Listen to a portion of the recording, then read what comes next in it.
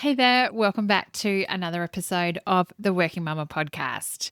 If you're new here, great to meet you. My name's Karina O'Brien and also fellow working mum. If you've been listening before, welcome back. And boy, do I have an episode for you today. I would like to talk about something that is so real and not always spoken enough about, and that's the transition back to work after parental leave. And I use the word transition intentionally. So many people talk about it as the return, but it's not necessarily about snapping back straight away as who you were before you went on maternity leave or parental leave and before you even had kids. And it's not about picking up exactly where you left off because you've changed. Your family has changed. And naturally, how you do your work will change as well. And also your outlook, your values, your perspective, everything changes. So we're not the same person that we are as what we left. We've changed. We've grown so much. We've evolved. I've been through this myself twice. And if I'll be honest, it's messy, it's emotional, and it takes time. The return and the transition isn't just showing up one day. Yes, it might be physically one day. But I would say the transition lasts closer to maybe 6 or even 7 or even 12 months. But along the way, I've also learned some really practical and supportive ways to make the transition back in a little bit easier. My first transition wasn't great. My second went so much smoother. So in this episode, I'd like to share with you some top tips to help you navigate this season with confidence and also a little bit more compassion about yourself, because I know there will be a lot of focus on your child or your children during this transition, but so much of it, as always, is about yourself and your own mindset. Okay, so let's get into it. Number 1, it's about shifting your perspective. One of the biggest things I have to remind myself of is that I don't need to give 100% to everything all the time. It's almost near impossible. I know there are some weeks that work takes more of my focus, and then there are other weeks family needs more of my time. I've started giving myself more permission to pick a priority based about what's more important that week. For example, if I'm traveling, I'll go all in on obviously work for that week, but then there'll be other weeks, say for example, school holidays coming up shortly, that I'll go all in on that and focus in on my kids. And when I do feel that guilt creeping in, I remind myself, you know what? That's okay. And there is no such thing as being the perfect mum. Even 50% is still good enough. You should also go back to my podcast with Dr. Sophie Brock around the good enough mother concept. It's such a good thing that also gives us permission not to be perfect all the time, not even to strive to be perfect, because it's not achievable. This mindset shift really took a lot of pressure off me by just having that good enough mother approach. And you know what? Honestly, motherhood has made me more efficient than I have ever been before. Can get more done in a shorter amount of time now than what I used to when I was working full time. And I try to celebrate that as a strength and not as a survival, but also allows me to work flexibly, work 4 days a week rather than full time, so I can be the mum that I want to be, so I can be there, but also then spend some time with my kids. But what I do is going to be different for everyone. And that's also something that is really, really important. I know as well, they often say, give the task to the busy person. So give the task to being a mum and also advocate for yourself in this way. Number 2, it's about boundaries and flexibility. Boundaries have been one of the most important tools for me in this transition.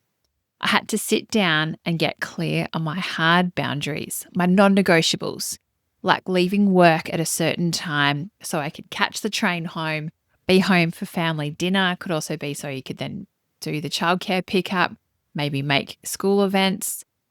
And then I also work out my soft boundaries, the places where I could be a little bit more flexible if needed. This also comes back to reflecting as well on what your values, what's most important. And it's really good to do this exercise with your husband or your partner as well, just to make sure you're both on the same page. And certainly as well, this clarity has helped me so much, especially as well when communicating with my employer. I even recommend putting in your work hours or your flexible work schedule into your email signature or your out of office so expectations are set from the start. I've also seen some really good email signatures that will say, I'm replying on a time that suits me. And that also really helps as well. Sometimes on email signatures, not everyone always reads them, but I also find blocking out your calendar can also be really helpful. So you've also got your non-negotiables of saying, look, I'm not available for meetings at this time or on this particular date.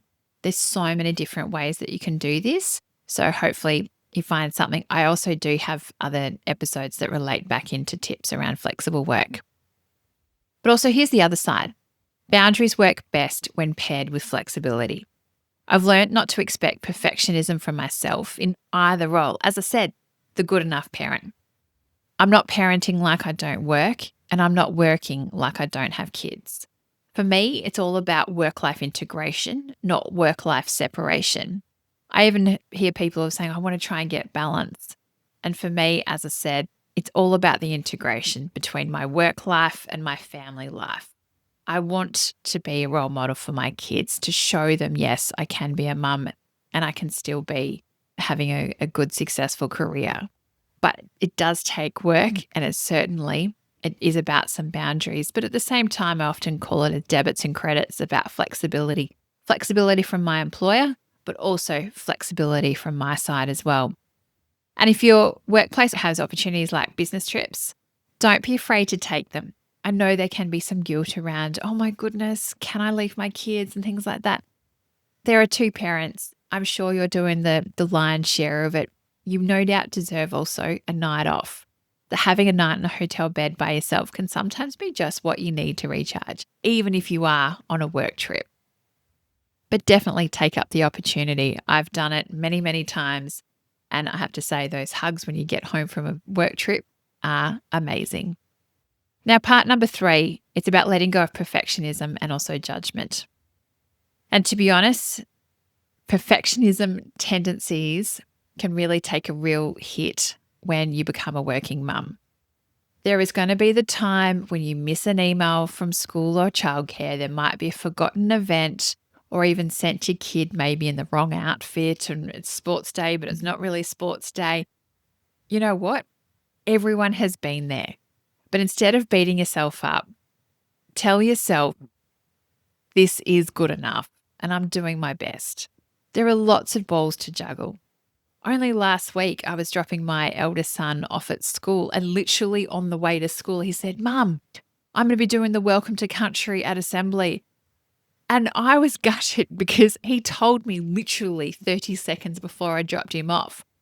And I didn't have the opportunity to then go into assembly. Even though I ask him every night, what are you looking forward to? What's the highlight of your day?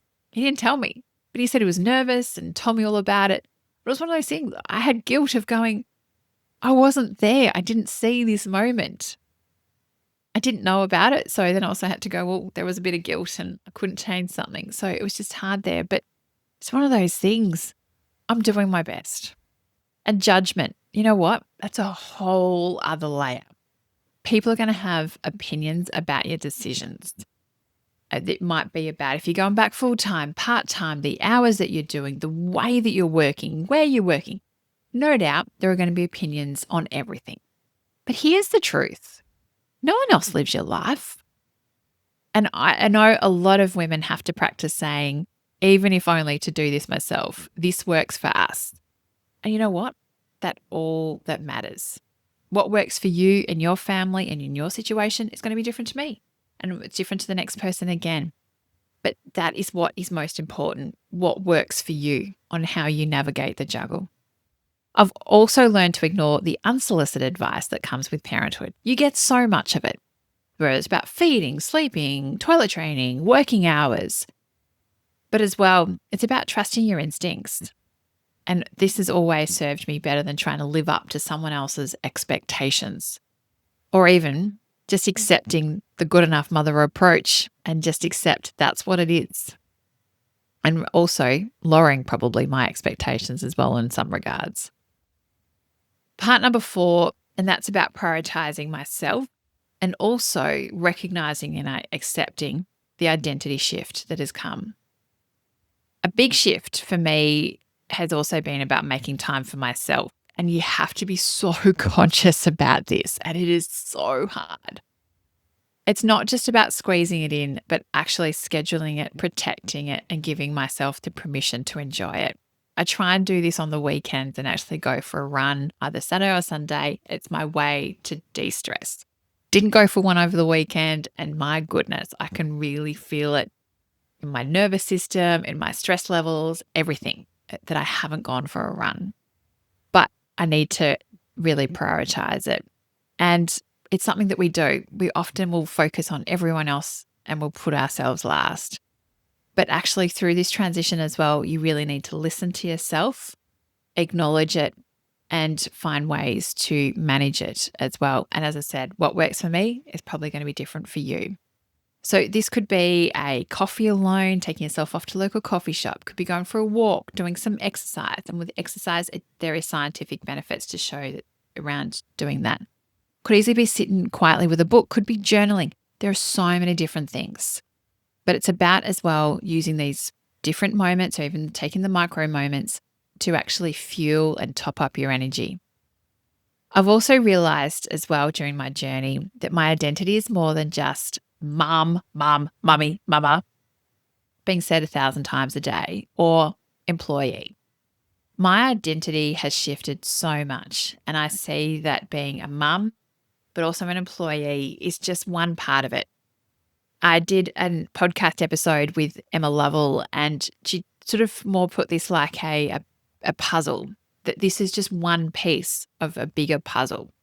An identity shift as well, has changed in motherhood, but it's not all of us. Motherhood is one component of us, but we are still so much more as well.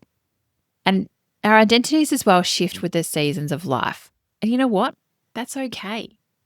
But also finding hobbies and reconnecting with things that light you up outside of work and also outside of parenting has also been a really good reminder that I'm still me. I think it's one of the reasons why I really hold on to going for a run. It's something I have done since I was about 5 years old, starting Little Ass and then working my way up. Going for a run is part of me. It's still me. I've been able to do it pre-kids, during kids, everything. It's the one part of me that I really hold dearly, of being able to go for a run. So that for me is about reconnecting as well to who I am as a person outside of motherhood and also an employee. My question to you is, what lights you up? What is going to fuel that reminds you you are still you? There's also a journey around, becoming a mum around the term of matrescence.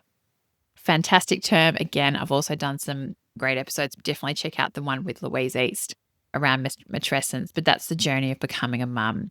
And certainly as well, when we talk about the identity shifts and also recognizing as we're going back into work, the matrescence journey that we've been on.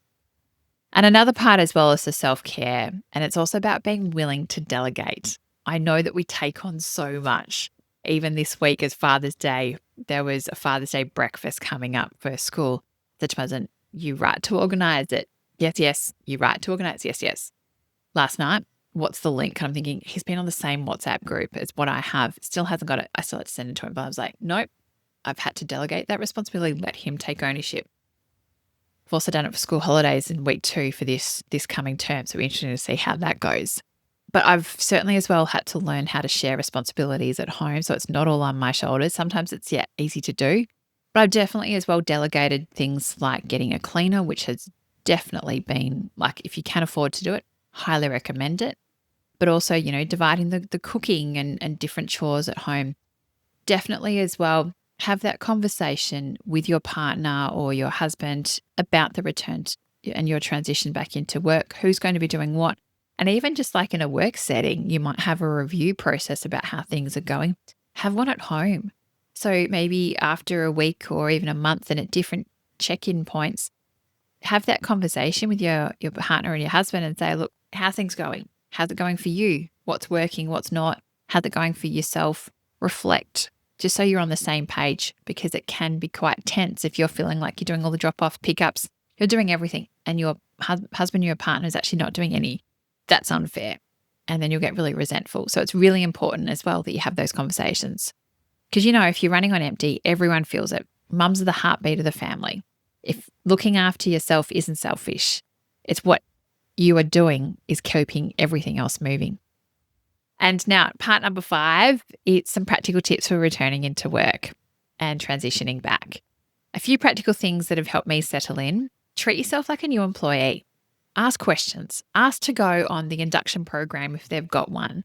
Treat yourself like a new employee. Get updates. Take time to learn what's changed. If you go in with that mentality of a new employee, you can actually then see what's happened. No doubt your industry may have changed, new management potentially. Just take time to immerse yourself in this. Again, treat yourself as a new employee.